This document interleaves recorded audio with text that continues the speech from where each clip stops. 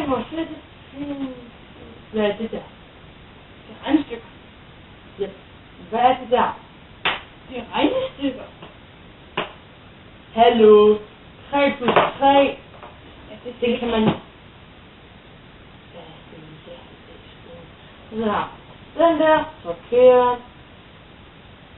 7 plus 4. Hvordan fanden får det til at give 11? 2 plus 2 er 8. 4! Nej, også det. 1 plus 1, det er lige med 3. Hvorfor har du skrevet 2? Alle ved, at 1 plus 1, det er 3.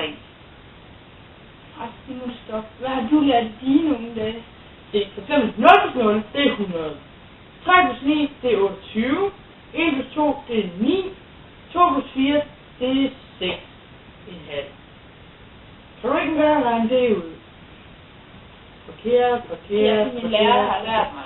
Din lærer! Ja, det min lærer har lært. Ham tror jeg gerne, jeg vil have sagt mig. Finder ni finder hans nummer? Okay.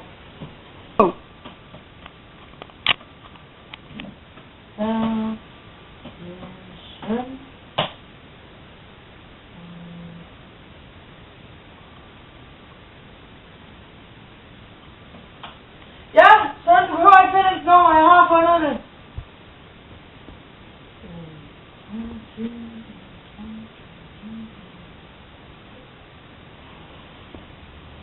Ja, goddag, snakker jeg med herr Jensen.